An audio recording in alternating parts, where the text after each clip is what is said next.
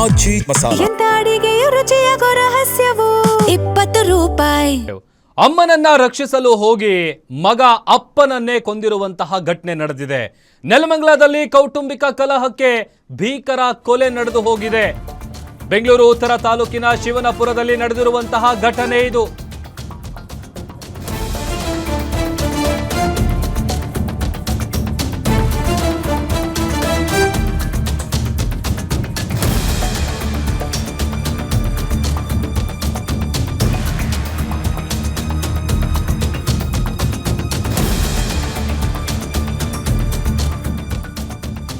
ನೆಲಮಂಗಲದಲ್ಲಿ ಕೌಟುಂಬಿಕ ಕಲಹಕ್ಕೆ ಭೀಕರ ಕೊಲೆ ನಡೆದಿದೆ.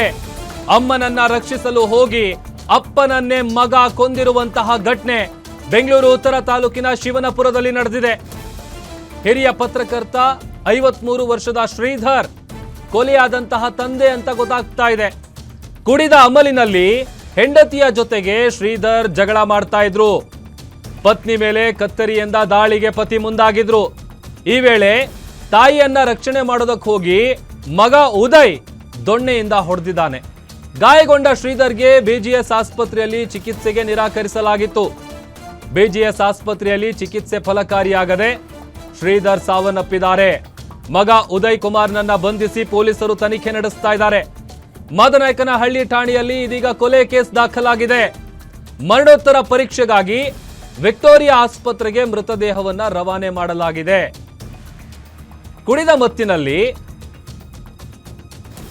ಹೆಂಡತಿ ಮೇಲೆ ಹಲ್ಲೆ ಮಾಡೋದಕ್ಕೆ ಮುಂದಾಗ್ತಾರೆ. ಆ ವೇಳೆ ತಮ್ಮ ತಾಯಿಯನ್ನ ರಕ್ಷಿಸಬೇಕು ಅಂತ ಹೋಗಿ ದೊಣ್ಣೆಯಿಂದ ಹೊಡೆದಂತ ಪರಿಣಾಮ ಅವರಿಗೆ ಬಲವಾದ ಪೆಟ್ಟು ಬಿದ್ದಿತ್ತು. ಮಗ ಉದಯ್ ಕುಮಾರ್ ಹಲ್ಲೆ ಮಾಡಿದಂತ ಮಗ, ಆತನನ್ನ ಈಗ ಪೊಲೀಸರು ವಶಕ್ಕೆ ಪಡೆದು ವಿಚಾರಣೆ ನಡೆಸ್ತಾ ಇದ್ದಾರೆ. ಮಾದನಾಯಕನಹಳ್ಳಿ ಠಾಣೆಯಲ್ಲಿ ಪ್ರಕರಣ ದಾಖಲಾಗಿದೆ. ಸದ್ಯ ಮರಣೋತ್ತರ ಪರೀಕ್ಷೆಗಾಗಿ ವಿಕ್ಟೋರಿಯಾ ಆಸ್ಪತ್ರೆಗೆ ಮೃತದೇಹವನ್ನ ರವಾನೆ ಮಾಡಲಾಗಿದೆ. ಒಂದು ಕೌಟುಂಬಿಕ ಕಲಹಕ್ಕೆ ನಡೆದಿರುವಂತಹ ಭೀಕರ ಕೊಲೆ ಇದು.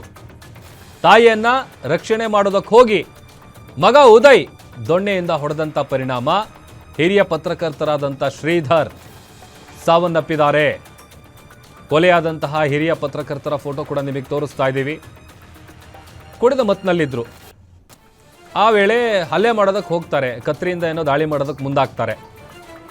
ಆಗ ಅಲ್ಲೇ ಇದ್ದಂಥ ಸ್ಥಳದಲ್ಲೇ ಇದ್ದಂಥ ಉದಯ್ ಕುಮಾರ್, ಆತನ ಮಗ, ಅಮ್ಮನನ್ನು ಕಾಪಾಡಬೇಕು ಅಂತೇಳಿ ಅವರ ಅಪ್ಪನಿಗೆ ದೊಣ್ಣೆಯಿಂದ ಹೊಡಿತಾನೆ. ಇದರ ಪರಿಣಾಮ ಗಂಭೀರವಾದಂಥ ಗಾಯ ಆಗುತ್ತೆ. ಇಮಿಡಿಯೇಟ್ ಆಗಿ ಅವರನ್ನು ಆಸ್ಪತ್ರೆಗೆ ಕರ್ಕೊಂಡು ಹೋಗಲಾಗತ್ತೆ. ಅಲ್ಲಿ ಮೊದಲಿಗೆ ಚಿಕಿತ್ಸೆಗೆ ನಿರಾಕರಣೆ ಮಾಡಿದ್ದಾರೆ. ಆ ನಂತರದಲ್ಲಿ ಆತ ಚಿಕಿತ್ಸೆ ಫಲಕಾರಿಯಾಗದೆ ಈಗ ಮೃತಪಟ್ಟಿದ್ದಾರೆ ಅಂತೇಳಿ ಗೊತ್ತಾಗ್ತಾ ಇದೆ.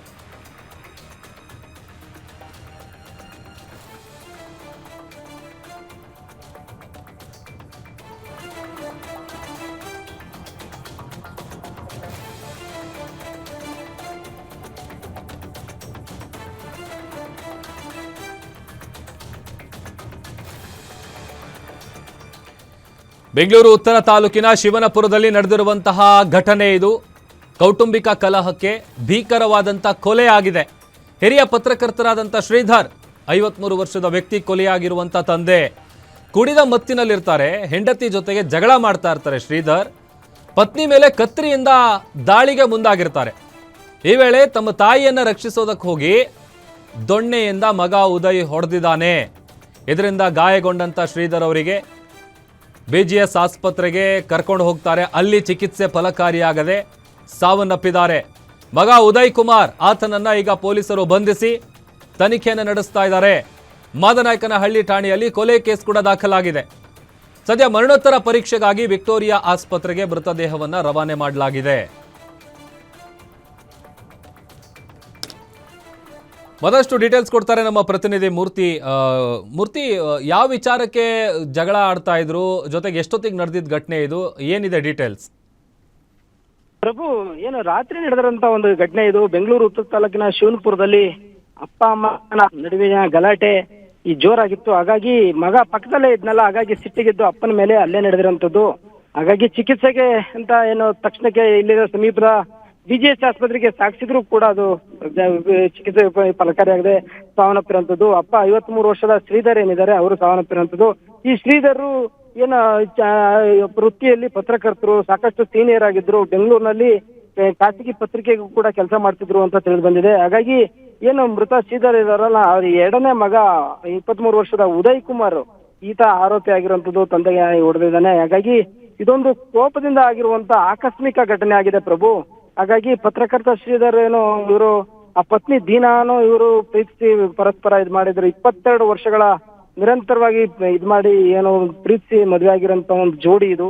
ಹಾಗಾಗಿ ಏನು ಈ ಮೃತ ಶ್ರೀಧರ್ ಇದ್ದಾರೆ, ಇವರು ತಮಿಳುನಾಡು ಮೂಲದವರು, ದೀನಾ ಬಂದು ಉತ್ತರ ಪ್ರದೇಶ ಮೂಲದವರು. ಇವರಿಬ್ರು ಕೂಡ ವೃತ್ತಿ ಜೀವನದಲ್ಲಿ ಇಬ್ರು ಏನು ಅಲ್ಲೇ ಒಂದು ಕಚೇರಿಯಲ್ಲಿ ಪ್ರೀತಿ ಮದುವೆ ಆಗಿರೋದಂತ ಜೋಡಿ. ಹಾಗಾಗಿ ಈ ದಂಪತಿಗೆ ಉದಯ್ ಹಾಗೂ ದರ್ಶನ ಮತ್ತೆ ಕಾಂಚನ ಅಂತ 3 ಜನ ಮಕ್ಕಳು ಕೂಡ ಇದ್ರು. ಇಲ್ಲೇ ಶಿವನಪುರದಲ್ಲಿ ಏನ್ ಬೆಂಗಳೂರು ಉತ್ತರ ತಾಲೂಕಿನ ಶಿವನಪುರದಲ್ಲಿ ಬಾಡಿಗೆ ಮನೆಯಲ್ಲಿ ವಾಸ ಆಗಿದ್ರು.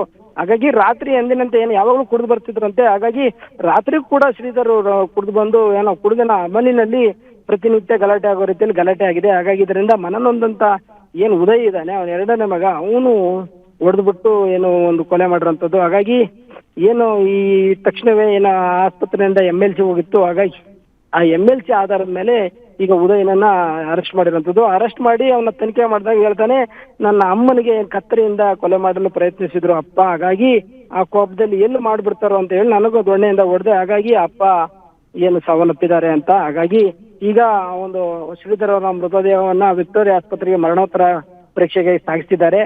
ಈಗ ಸ್ಥಳದಲ್ಲಿ ಈಗಲೂ ಕೂಡ 14 ಪೊಲೀಸರು ಮಹಾಜರ್ ಕಾರ್ಯ ಮಾಡ್ತಾ ಇರೋಂಥದ್ದು ಪ್ರಭು. ಮೂರ್ತಿ, ಘಟನೆ ನಡೆದಾಗ ಮನೆಯಲ್ಲಿ ಯಾರ್ಯಾರು ಇದ್ರು? ಇವ್ರು 3 ಜನ ಇದ್ದಿದ್ದ ಅಥವಾ ಬೇರೆ ಇನ್ಯಾರಾದ್ರೂ ಇದ್ರಾ?